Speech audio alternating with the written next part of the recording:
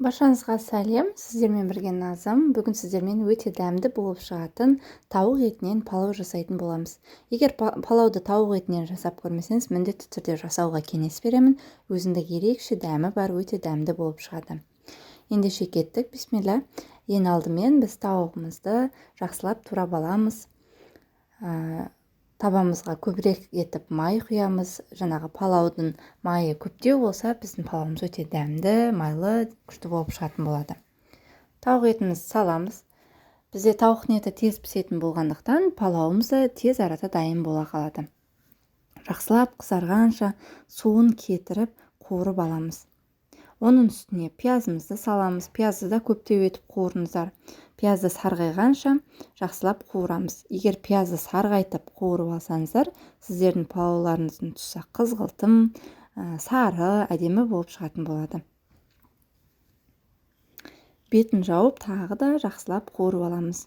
Оттарыңызды орташа отта қойыңыздар, қатты етіп асты күйіп кетпесін. Міне байқасаңыздар, біздің пиязымыз сарғая бастады. Енді осыны жақсылап араластырып, үстіне турап қойған сәбізімізді де саламыз. Палаудың дәмділігі жаңағы көбірек сұйық май құюында және сәбіздің көптеу салынуында. Сәбізді де осы палауыңызға орташалап, жақсылап салыңыздар. Егер болса, қызыл сары палаудан сәбізден де араластырып салсаңыздар жақсы болады. Сәбізді де жақсылап қуырып алғаннан кейін үстіне су құямыз.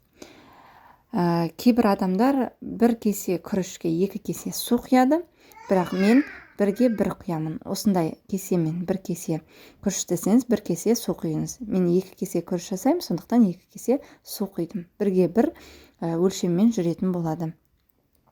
Жақсылап қайнатып аламыз. Осы кезде тұзымызды салып аламыз.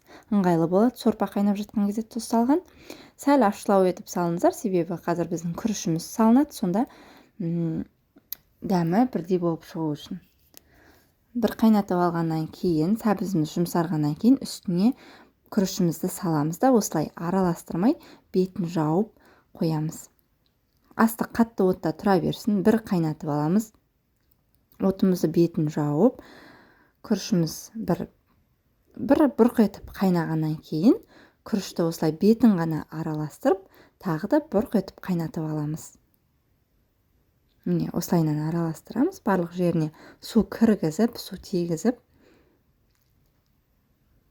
Енді осыны жауып қойып, тағы да бір бұрқ еткіземіз.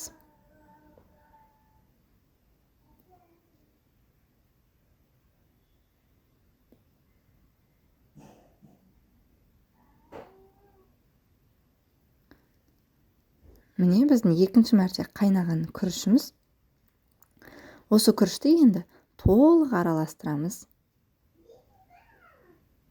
Қараңыздар, сулы болып тұр, піспей қалмай ма деген сұрақтар болуы мүмкін. Піспей қалмайды, барлығы толық піседі. Міне, осылай бір толық араластырғаннан кейін, арасын осылай пышақпен тесіп, ауа өтіп тұратындай етіп, тесіктер жасаймыз.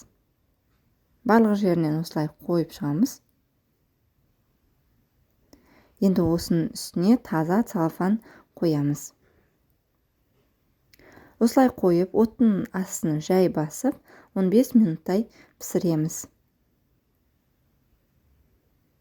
Енді 15 минут уақыт өткеннен кейін, кейбір адамдар піскенше осылай ұстауы мүмкін. Егер бұлай істемесеңіз, піскенше қойсаңыз да болады. Жарты сағат, 30-40 минут күрішіңіз піскенше.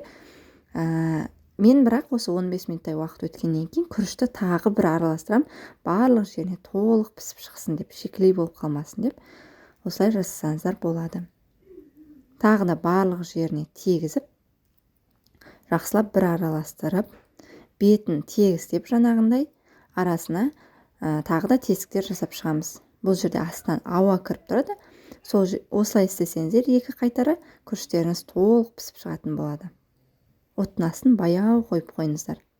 Тағы да бір 10-15 минуттай уақытта дайын болып қалады. Күріштерін көресіздер ғой, егер сіздерде жаңағындай піспей қалып, сәл қаттылау болып тұрса, тағы да бір суы аздау болса, жаңағы тесіктердің арасын кішкене су құйып жіберіп, қайнатып, астын басып, тағы бір 10-15 минутқа бұқтырып жіберсеңіздер, күріштеріңіз пісіп жатады. Міне біздің осымен күрішіміз дайын болып шықты. Барлығы толық пісті. Бірге бір өлшеммен жасасаңыздар да асты жабыспай, күріштеріңіз толық пісіп шығады. Міне күрішімізді салдық. Менде бетіне қойған бөдененің жұмыртқасы. Осылай жасасаңыздар болады. Жасамасаңыздар да болады, қалауларыңыз бойынша. Жаңағы сарымсақ салып жүрсеңіздер де болады. Осымен біздің күрішіміз дайын болды. Міндетті түрде жасап көруге кеңес беремін. Өте дәмді болып шығады. Видео ұнаса, мені қолдап, лайк, комментарий қалдыруды ұмытпаңыздар. Барлықтарыңызға ас болсын.